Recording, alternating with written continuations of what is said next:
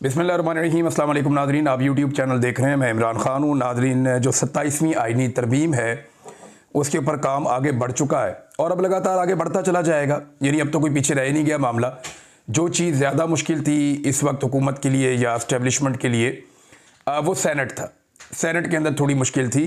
कौमी असम्बली में मुश्किल होगी नहीं, क्योंकि आइनी अदालत ने जो पाकिस्तान तहरीक-ए-इंसाफ की मखसूस नशस्तें हैं वो मौजूदा हुक्मरान सियासी जमातों में बांट दी थी, जिसके बाद उनके पास कौमी असम्बली में जाली अक्सरियत मिलाकर और फार्म 47 मिलाकर ये सब करके 2/3 अक्सरियत सिंपली उनको मिल गई थी। हाँ, सेनेट में उनके लिए प्रॉब्लम था, उनको 2-3 नंबर कम हो रहे थे। बल्कि एक सेनेटर जो है हुकूमत के, इरफान सिद्दीकी साहब, वो बीमार भी थे, तो इन्हें 64 का नंबर पूरा करने के लिए दिक्कत का सामना था। लेकिन वो नंबर पूरे हो गए। और नंबर पूरे कैसे हुए पहले तो आप ये देख लीजिए, फिर बताते हैं तरमीम क्या है। फिर 2-3 बड़ी ज़बरदस्त एक्सक्लूसिव मेरे पास खबरें, वो भी आप तक पहुंचाता हूं। नंबर 1 तो ये कि नाज़रीन, बलूचिस्तान से फजल रहमान साहब के सेनेटर अहमद खान, ये फजल रहमान की पॉलिसी के ख़िलाफ़ गए। जमीयत उलमा इस्लाम फजल रहमान ग्रुप छोटी सी पार्टी है और थोड़े से सेनेटर्स हैं, थोड़े से अरकान असम्बली हैं, लेकिन ये कंट्रोल कर नहीं पाए। तासुर यही है कि फजल रहमान साहब ने इस मरतबा फिर सहूलतकारी की और उस सहूलतकारी के नतीजे में वो खुद तो पाकिस्तान से बाहर चले गए। वो अपने बेटे के साथ दुबई रवाना हो गए मुबैना तौर पे। फिर उन्होंने कुछ और जगहों पे जाना है, वहाँ पे भी जाएंगे। जबकि उनका एक सेनेटर इस्तेमाल किया गया, अहमद खान, और उसने जाकर मिलिट्री इस्टेब्लिशमेंट की ख्वाहिश के ऐन मुताबिक आइनी तरमीम के लिए वोट डाल दिया।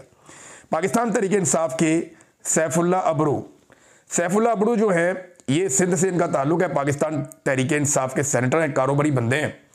ये बिलावल से भी मिले थे और बहुत पहले से ये मशकूक हो चुके थे, और इन्होंने भी जाकर वोट डाल दिया। और पाकिस्तान तहरीक-ए-इंसाफ ने इसके ऊपर कोई ज़्यादा मेहनत भी नहीं की। देखें, मैं वैसे ही कह दूं कि जी बड़ी कोशिश की, बेचारे चेयरमैन ने पाकिस्तान तहरीक-ए-इंसाफ के या बाकी ओहदेदारान ने बड़ा जोर लगाया कि अपने सेनेटर्स को रोकें, तो ऐसा नहीं है। उन्होंने बिल्कुल कोशिश नहीं की, क्योंकि कौमी असम्बली में उनको पता है कि क्या चल रहा है, और सेनेट के अंदर 1-2 सीटों का मसला था, तो पीटीआई ने कोशिश भी नहीं की कि वो कोशिश करते।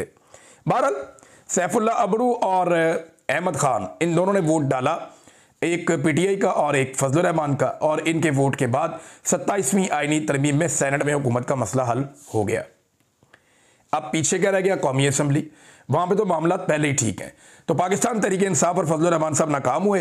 फजल रहमान साहब के बारे में अब भी सबको यही शुबा है कि उन्होंने खामोश सहूलतकारी की है, जिसके नतीजे में कुछ ना कुछ फजल रहमान साहब अपने लिए और अपनी फैमिली के लिए हासिल कर लेंगे। अब आ जाए जरा पाकिस्तान पीपल्स पार्टी की तरफ। मैं अभी नवाज शरीफ साहब के बारे में बहुत बड़ी खबर लेकर आया हूं, मैं आपको अभी दूंगा, और ये भी बताऊंगा कि इस तरमीम का सबसे बड़ा बेनिफिशरी कौन है, सबसे बड़ा लूजर कौन है। लेकिन बिलावल के नाना ने फौज के साथ मिलकर पाकिस्तान को तोड़ा था, मुल्क को तोड़ा था। बिलावल के नाना ने मिलिट्री क़यादत के साथ मिलकर मुल्क को तोड़ा था, और बिलावल ने मिलिट्री क़यादत के साथ मिलकर पाकिस्तान के आईन को दफन कर दिया। सिंपल इज दैट, कि आज पाकिस्तान में आईन नाम की कोई चीज़ नहीं है। आप अदालत में देख लें, कुछ भी नहीं बाकी बचा दिया, ख़त्म हो गई। अब वो जो जजेस कभी डट के खड़े होते थे या कोई बातचीत करते थे, उनकी कोई औकात नहीं है। जब दिल करेगा उनको घर भेज दिया जाएगा। लिहाजा वो जजेस भी फैसला करें कि उन्होंने सिस्टम के अंदर रहकर ये लड़ाई लड़नी है या बाहर निकलकर वकला के साथ मिलकर कोई तहरीक तैयार करनी है, ये जजेस को भी फैसला करना पड़ेगा। बहरहाल बिलावल ने वो आइन दफन कर दिया जो उसके नाना की तरफ से क्रेडिट लिया जाता था। जो भुट्टो एस्टेब्लिशमेंट नहीं मार सकी, जरदारियों ने मार दिया। भुट्टो को एस्टेब्लिशमेंट नहीं मार सकी इतनी दहाइयों में, लेकिन जरदारियों ने भुट्टो को मार दिया और भुट्टो का आइन दफन कर दिया। सो कॉल्ड भुट्टो, सबका ही मिलजुल के आइन बनाया था सबने, बड़े बड़े रहनुमा हुआ करते थे आइन बनाने वालों में शामिल। अब पाकिस्तान पीपल्स पार्टी को इसके बदले में क्या मिलेगा? देखिए, एक तो फौरी तौर पे पाकिस्तान पीपल्स पार्टी को आज़ाद कश्मीर में हुकूमत बनाने दी जाएगी। पीपल्स पार्टी आज़ाद कश्मीर के अंदर अपना वज़ीर आज़म बनाएगी। फौरी तौर पे पहला तोहफा ये मिलेगा, और फिर बिलावल और जरदारी के साथ मामलात आगे बढ़ाए जाएंगे कि फ्यूचर में बिलावल को प्राइम मिनिस्टर कैसे बनाना है। उसके लिए जरदारी ख़ानदान को कुछ और कुर्बानियाँ देनी पड़ेंगी, और वो आने वाले दिनों में आप कुर्बानियाँ देख लेंगे। बिलावल का स्टेटमेंट बड़ा मज़ेदार है। बिलावल ने कहा, जी हमारे आइन में एक कमज़ोरी और एक कमी थी। शुक्र अल्हम्दुलिल्लाह पीपल्स पार्टी ने इस कमी और कमज़ोरी को पूरा कर दिया। कमज़ोरी पता क्या थी? ताहयात इस्तिस्ना वाली कमज़ोरी थी। कमज़ोरी ये थी कि जनाब हमने भुट्टो को इतना पॉलिश करना है कि उनके अंदर शक्ल नज़र आए। पीपल्स पार्टी से कभी इस तरह की उम्मीद नहीं थी, क्योंकि बेनज़ीर भुट्टो के साथ जब हम पीपल्स पार्टी को जोड़कर देखते हैं तो हमें लगता है कि वो एक जमहूरी पॉलिटिकल पार्टी थी। बेनज़ीर भुट्टो के वालिद का किरदार कोई बड़ा काबिल तारीफ़ नहीं था, लेकिन जिन हालात में उन्होंने मौत को कबूल किया, उन्होंने अपने ऊपर लगे हुए दाग को धोया। बेनज़ीर भुट्टो ने भी आगे उस दाग को मिटाने में बड़ा सियासी किरदार अदा किया। लेकिन बेनज़ीर भुट्टो के बाद जब ये पार्टी जरदारियों के कब्जे में गई तो उन्होंने बेड़ा ही गर्क कर दिया पकड़ के। आज जमहूरियत को दफन किया है तो पीपल्स पार्टी ने किया है, वो इसके अंदर सबसे बड़ा हिस्सा है। आइन में कौन सी कमज़ोरी दूर की है? आपने पहली मरतबा पाकिस्तान की तारीख में किसी आर्मी चीफ को, किसी फौजी को इतने ज़्यादा इख्तियारात दे दिए हैं जो इससे पहले कभी किसी के पास नहीं थे। ये आपने किया है। आप सिविलियन सुपरमेसी की बात करते करते तमाम सिविल इदारों का कंट्रोल ख़त्म कर दिया आपने। अदलिया को एक पुर्जा बना के रख दिया, तमाम इदारे कंप्रोमाइज़ कर दिए और फ़र्द वाहिद के हाथ में सारी ताकत आपने दे दी। ये इन्होंने किया है। नवाज शरीफ को इसमें क्या मिला और नवाज शरीफ ने ये क्यों किया, इसके बारे में बात करना बहुत इंपॉर्टेंट है। देखें, सबसे बड़ा बेनिफिशियरी कौन है 27वीं आईनी तरमीम का? तो सादा बात यह है कि 27वीं आईनी तरमीम का सबसे बड़ा बेनिफिशियरी नवाज शरीफ खुद है। अब ये मैं कैसे कह रहा हूं, मेरी सोर्स से बात हुई और ये वो लोग हैं जो चंद लोग जाकर मिले नवाज शरीफ साहब से हाल ही में, और उन्होंने इसके बारे में मियां साहब से राय जानना चाहिए। क्योंकि देखें, कन्फ्यूजन फैल गया था कि इस किस्म की घटिया कानून साजी आइन को दफन करने के मुतरादिफ है। ख्वाजा साद रफ़ी दायरों के सफ़र की बात कर रहा है कि दायरों में घूमते रहेंगे तो दायरों में ही घूमते रहेंगे। जो PMLN के नज़रियाती लोग हैं, जो बेचारे थोड़ा बहुत अवाम में जाना चाहते हैं, वो कह रहे हैं ये क्या कर दिया आपने। लेकिन जो सिस्टम के बेनिफिशरी हैं वो कुछ और कह रहे हैं। कुछ लोग ये बयानियां बना रहे थे कि नवाज शरीफ, और ये कन्फ्यूजन फैल रही थी कि नवाज शरीफ कोई एक्सट्रीम पोजीशन ले सकता है, या नवाज शरीफ इस आईनी तरमीम का हिस्सा नहीं बनना चाहता, या नवाज शरीफ इस किस्म की घटिया आइन साजी के हक में नहीं है। इस किस्म की बातें कुछ लोग कर रहे थे। हकीकत बताता हूँ, नवाज शरीफ साहब से जो लोग जाकर मिले, उन्होंने जब मियाँ साहब के सामने सिचुएशन रखी और पूछा कि रहनुमाई करें जनाब, आप रहनुमा है, तो नवाज शरीफ साहब ने अब बातें जो की हैं वो सुनने वाली हैं। मियाँ साहब ने कहा जी पहली मरतबा हुआ है कि फ़ौज ने हमारी सुपरमेसी को माना है। इससे पहले फ़ौज जो है वो अपने डंडे के बलबूते पे सारा कुछ कर लेती थी। इस मरतबा फ़ौज को जो जो कुछ चाहिए वो हमसे मांग रही है और हम उन्हें करके दे रहे हैं। ये मियाँ साहब की बहादुरी चेक करें। फिर उन्होंने कहा, मियाँ साहब ने अपने साथियों को, कि हमें इस वक्त फील्ड मार्शल की ज़रूरत है। जितनी ज़रूरत फील्ड मार्शल को हमारी है उससे कई ज़्यादा हमें इस फील्ड मार्शल की ज़रूरत है। आप इमेजिन करें कि अगर ये फील्ड मार्शल बीच में से निकल जाए तो क्या कोई दूसरा इस लेवल तक जाएगा? ये नवाज शरीफ ने अपने साथियों से पूछा कि मौजूदा वक्त में हमें इस फील्ड मार्शल की ज़रूरत है, अगर ये बीच में से निकल जाए, ये ना हो, तो कोई दूसरा जर्नैल इस लेवल तक नहीं जाएगा।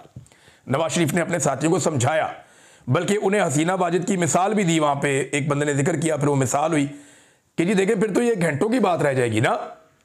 तो पब्लिक के अंदर तो बहुत गुस्सा है। ये तो आसिम मुनीर साहब ने सारा कुछ त्याग दिया, सारी एस्टेब्लिशमेंट, पूरी फोर्सेस की ताकत सारी लगा के कुछ ना कुछ करके मामला रोक के रखा हुआ है। नॉर्मल हालात हो तो पाकिस्तानी निकल के तहस नहस कर दें हर चीज़ को, जितना लोगों को गुस्सा है। लेकिन जो रियासती जबर और फस्तायत है वो एक रुकावट बनती है, लेकिन वो भी एक लेवल तक बन पाएगी ना। एक हद से जाके आगे तो ये सारी चीज़ें भी बेमानी हो जाती हैं पब्लिक के लिए। क्योंकि इमरान खान साहब ने तो अब नारा दे दिया, उन्होंने कहा जी आज़ादी या मौत चाहिए या आज़ादी चाहिए। तो अगर इस नारे के ऊपर अमल दरामद करने के लिए लोग तैयार हो गए, मैं करोड़ों लोगों की बात नहीं कर रहा, लाखों की नहीं कर रहा, चंद हज़ार लोग भी तैयार हो गए तो मुसीबत बन जाएगी। अच्छा, एक और चीज़ भी ध्यान में रखिएगा कि ये जो पॉलिटिकल पार्टीज है ना, ये कभी भी अपने ऊपर अपने पैरों पे पानी नहीं पड़ने देते। ये जो 26 नवंबर का कत्लेआम है, ये एक पाकिस्तान की सबसे बड़ी मकबूल पॉलिटिकल पार्टी का कत्लेआम है। और जो मुरीदके के अंदर कत्लेआम हुआ, बड़े पैमाने पर लोग मारे गए। मैंने उस दिन आपको ट्रक की वीडियो दिखाई कि उसके अंदर उठा उठा के बंदे डाले जा रहे हैं। और बड़ी अजीबोगरीब मनाजिर हैं वहाँ पे जो लोगों ने देखे। हज़ारों गोलियाँ निहत्ते कारकुनों के ऊपर फायर कर दी गई। ये जो मुरीद के में हुआ, ये सारे हाथ बाद में एस्टेब्लिशमेंट के खाते में नवाज शरीफ ने और उसके ख़ानदान ने डाल देने। ये बात आसिम मुनीर भी अच्छी तरह जानते हैं, लिहाजा उन्हें चाहिए इस्तिस्ना, और उन्हें इस्तिस्ना मिल गया। लेकिन इस आईनी तरमीम का जो सबसे बड़ा बेनिफिशरी है वो नवाज शरीफ है आज के दिन में, कि अब वो आसिम मुनीर को मजीद इस्तेमाल कर सकता है अपने सियासी मकासद के लिए, कि जनाब हमने आपके लिए ये किया, आप हमारे लिए ये करें, हमारे मुखालिफिन को कुचलें। और इसमें इमरान खान साहब को अपने मुकाबले से हटाना या उनको इररेलेवेंट करना नवाज शरीफ की बहुत पुरानी ख्वाहिश है। वो मुंह से जो मर्जी कहता रहे, लेकिन सब जानते हैं कि नवाज शरीफ साहब के अंदर क्या चल रहा है। तो बेनिफिशरी जो है वो आसिम मुनीर से बड़ा इस सारे मामले का नवाज शरीफ है। और लूजर इसका कौन है? मेरे ख्याल में, जो मेरी राय में, वक्ती तौर पे तो सबको लग रहा है कि आसिम मुनीर ने बहुत गेन कर लिया बतौर फील्ड मार्शल, बतौर आर्मी चीफ। लेकिन मेरे ख्याल में इदारा और आसिम मुनीर साहब इसमें एक हद तक लूजर भी हैं। मैं मिसाल के तौर पे आपके सामने कुछ चीज़ें रखता हूं। नंबर 1, ये ताहयात ओहदा मिल गया, ताहयात मुराद मिल गई, लेकिन एक चीज़ हो गई कि फ़ौज की सियासी मुदाखलत और इख्तियारात के हुसूल की इनकी ख्वाहिश ये बहुत खुलकर सामने आ गई है। ये भी एक प्रॉब्लम है। नंबर 2, इस्तिस्ना मिल गया कि आइन तोड़ें, कानून तोड़ें, कुछ भी करें, इनके ऊपर केस नहीं हो सकता, ये जो मर्जी करें, 2 नंबरी करें, ताहयात इस्तिस्ना, कुछ हो नहीं सकता, कुछ कहा नहीं जाएगा। तो ये एक कमज़ोरी ज़ाहिर हो गई इस ओहदे पे बैठी हुई शख्सियत की। ये भी इदारे के लिए और शख्सियत के लिए या आसिम मुनीर के लिए अच्छी बात नहीं है। नंबर 3, मुकम्मल कंट्रोल इदारे पर और मुल्क पर आसिम मुनीर के हाथ में आ गया। देखिए, इदारे के लिए ना इस इमेज के चीफ के साथ या इस बोझ को उठा के चलना ये इतना आसान नहीं होगा, ये मुश्किल होगा। हमेशा एक रिस्क फैक्टर होता है, क्योंकि फौजी दिलेर होता है, नॉर्मली यही कहा जाता है। एक जर्नैल के पास क्या होता है, उसके पास क्या होता है, यानी एक फैमिली के अंदर अगर एक बंदा फौजी है तो लोग समझते हैं कि ये ज़्यादा दलेर है, ज़्यादा बेहतर है, यार फौजी बंदा है यार, ऐसे लोग कहते हैं। जो बंदा ज़रा दलेर होता है, बहादुर होता है, कहते हैं फौजी है यार, फौजी बंदा है यार, दलेर आदमी है। तो ये उनके नाम के साथ जुड़ता है, जर्नैलों के नाम के साथ ख़ास तौर पे। तो पाकिस्तान की तारीख का ये बासर तरीन जर्नैल तो बन गया, लेकिन सेम टाइम में पाकिस्तान की तारीख के एक बुज़दिल तरीन जर्नैल का टैग भी इनके ऊपर लगा दिया गया। और लगाया ये आईनी तरमीम ने, हमने तो नहीं लगाया। कि यार इन्हें डर लग रहा है कि इनके ऊपर कोई केस ना हो जाए, इन्हें डर लग रहा है कि इन्हें कोई रात जेल में ना गुजारनी पड़े, इन्हें डर लग रहा है कि कोई इन्हें कोई बात पूछ ना सके, कोई इनके ऊपर कोई कार्रवाई ना कर सके। अब मेरे पास जो इंफॉर्मेशन है, उस इंफॉर्मेशन के मुताबिक होगा क्या, दावा यह किया जा रहा है कि आसिम मुनीर साहब 2027 तक रहेंगे और 2027 में वो रिटायर हो जाएंगे और अगले आर्मी चीफ पे उससे पहले बहुत काम हो चुका होगा। रिटायरमेंट के बाद आसिम मुनीर साहब चले जाएंगे, मुबैना तौर पे जो मेरा सोर्स कह रहा है, ये जाएंगे राहील शरीफ की जगह पे और ये सऊदी अरब में जाके सर्व करेंगे। गजा के मामलात, सऊदी अरब के मामलात, यमन के मामलात, वो इस रीजन की जो फोर्स है उसमें पाकिस्तान का शेयर बढ़ाते हुए वो वहाँ पे जाके अपनी खिदमत सर अंजाम देंगे। और इसके लिए उन्हें वन टाइम अप्रूवल चाहिए होगी मौजूदा हुकूमत से, वो उन्हें मिल गई और वो चले गए, जैसे राहील शरीफ चले गए थे। अब पाकिस्तान के अंदर आप उनके ऊपर जितने मर्जी बाद में मुकदमात बनाते रहे, जिसकी मर्जी बाद में हुकूमत आती रहे, जो मर्जी बाद में आर्मी चीफ आता रहे, आसिम मुनीर को कोई कुछ नहीं कह सकेगा, क्योंकि उनके पास क्या है, इस्तिस्ना है और ताहयात उनके पास मुराद हैं, यूनिफॉर्म है, वो पहन के आ सकते हैं इवेंट्स के अंदर। लिहाजा ये सारा खेल इस तरीके से पोर्ट्रे किया गया है। अब देखें, हो सकता है कि वक्त के साथ साथ चीज़ें तब्दील होती हैं ना, तो प्लानिंग भी तब्दील होती है कि ये वाला काम करना था, इससे बेहतर ये मिल गया, ये कर देते हैं, या ये वाला काम करना था, अब नहीं हो सकता, फिलहाल छोड़ देते हैं। तो ये वक्त के साथ साथ होता है, इंसान प्लानिंग बहुत लंबी करता है, वो सामान 100 बरस का और पल की खबर नहीं, ये बात भी सच है। अब 2 चीज़ें आसिम मुनीर साहब के लिए बड़ी दिक्कत पैदा कर चुकी हैं। इमरान खान ने एक बहुत बड़ा मसला आसिम मुनीर साहब के लिए खड़ा कर दिया और दूसरा इस आईनी तरमीम ने आसिम मुनीर के साथ बहुत बड़ा मसला खड़ा कर दिया। एक, जो इमरान खान साहब ने उन्हें ज़हनी मरीज कहा है, उन्हें इस इमेज से जान छुड़ानी पड़ेगी। देखें, इमरान खान ने कहा है वो पाकिस्तान का सबसे मकबूल आदमी है, इमरान खान ने शहबाज शरीफ को अर्दली कहा, वो उस दिन से अर्दली लगता, सब मुझे हर आदमी कहता है कि यार हमें लगता ही बिल्कुल सही कहा है, लोग बिलीव कर लेते हैं। तो आसिम मुनीर साहब को एक तो जान छुड़ानी पड़ेगी इस तासुर से, इसको खत्म करना पड़ेगा कि वो ज़हनी मरीज हैं। और ये कैसे करेंगे, क्योंकि इमरान खान ने कह दिया है तो इसके ऊपर उन्हें मेहनत करनी पड़ेगी, पता नहीं क्या करना पड़ेगा, कैसे करेंगे। बहरहाल आप लोग बड़े गौर से उनको देखेंगे और एक एक चीज़ के ऊपर उंगली भी उठाएंगे। ये वो भी जानते हैं, हम भी जानते हैं, सब जानते हैं। तो एक तो मुसीबत ये पड़ गई है कि इमरान खान साहब ने कह दिया ज़हनी मरीज हैं, तो ये चीज़ें परेशान करती रहेंगी। नंबर 2, ये जो आईनी तरमीम है, इसके ज़रिए से जो पॉलिटिकल एलीट है उन्होंने बड़ी चालाकी के साथ आसिम मुनीर साहब के ऊपर ठप्पा लगा दिया है कि वो एक बुज़दिल आदमी है। यानी उन्हें डर लग रहा है, उन्हें लगता है कि अगर उन्हें इस्तिस्ना उनके पास ना हुआ तो कल को उन्हें कोई भी पकड़ के जेल में डाल देगा, या उन्हें गिरफ्तार कर लेगा, या उनके ऊपर मुकदमा बन जाएगा, या उन्हें अदालत में हाजिर होने के लिए बुला लिया जाएगा। तो उस परेशानी से और उस छोटी मोटी परेशानी से बचने के लिए वो इस्तिस्ना लेने के लिए तैयार हो गए। आइन में ही तरमीम करके अपने इर्द गिर्द एक आइनी दीवार खड़ी कर दी। ये बुज़दिली का एक तासुर क्रिएट हो गया जो नहीं होना चाहिए था। इन 2 चीज़ों से जान छुड़ानी पड़ेगी आसिम मुनीर साहब को।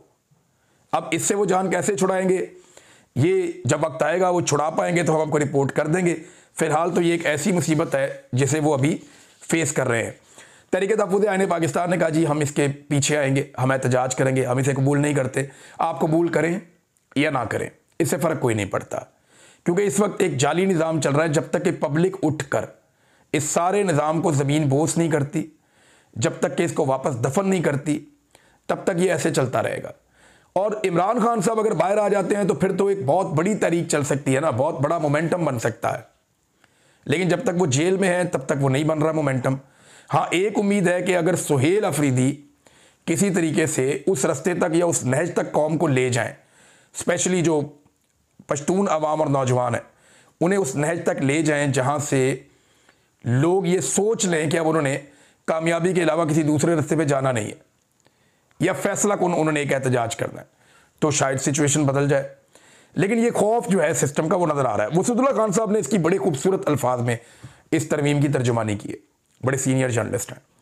उन्होंने कहा जी कि सबसे ज़्यादा ताकतवर ही सबसे कमज़ोर होता है, और ये कोई फ़लसफ़ा नहीं है, 8000 साल की तारीखी हकीकत है जिसे झुटलाया नहीं जा सकता।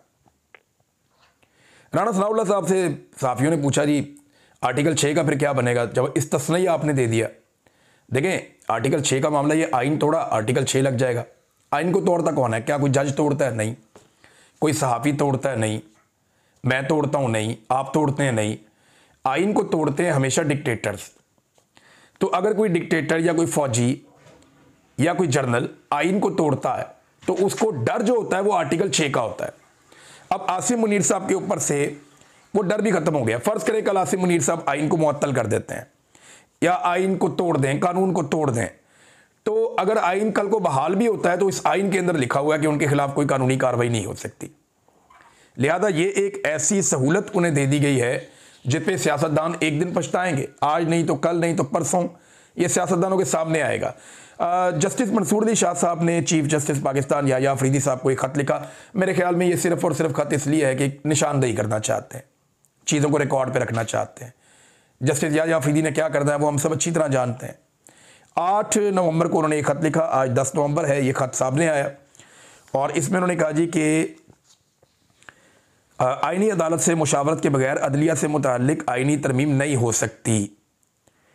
और साथ उन्होंने ये भी लिखा, एक कंट्रोल्ड आईनी अदालत वक्ती सियासी मफादात की तकमील तो कर सकती है, यानी इतना तो कर सकती है, मगर ये जमहूरी रियासत को मुस्तकिल नुकसान पहुंचाएगी। फौरी तौर पे कोई फुल कोर्ट मीटिंग बुलाई जाए या तरजीहन तमाम आईनी अदालतों के जो जज हैं उनका मुश्तरका इजलास बुलाया जाए ताकि मुजव्वज़ा 27वीं आईनी तरमीम के असरात पर गौर करके इदारा जाती रद्द-ए-अमल दिया जाए। ये मंसूर अली शाह साहब ने ख़त लिख दिया नाज़रीन चीफ जस्टिस ऑफ पाकिस्तान को, लेकिन उसका फ़र्क कोई नहीं पड़ेगा, उसका फ़ायदा कोई नहीं है, क्योंकि सिर्फ उन्होंने रिकॉर्ड के ऊपर रखा है। जजों को और वकला को अब फैसला करना पड़ेगा, सहाफ़ियों को भी करना पड़ेगा। अब हर आवाज़ कुचल दी जाएगी। आप ये नवंबर का महीना गुजरने दें, दिसंबर के महीने में आप एक नया और अजीबोगरीब किस्म का पाकिस्तान देखेंगे। उसके अंदर ये चीज़ों को किसी और नहज पे ले जाएंगे। लेकिन मेरा एक बात मानना है, जब भी कभी रात बहुत अंधेरी होती है ना, तो वो ऐलान कर रही होती है कि बस सुबह होने वाली है। तो सुबह होने वाली है नाज़रीन, और उसके असरात ये हैं कि जो रोशनी से डरते हैं उनके चेहरे अब नज़र आना शुरू हो गए हैं, और उनके चेहरों पे पहली मर्तबा खौफ दिखाई दे रहा है आइन का, कानून का, और वो सहारा ले रहे हैं आइनी तरमीम का। अब तक के लिए इतना ही। अपना ख्याल रखिएगा, अपने इस चैनल का भी। अल्लाह हाफ़िज़।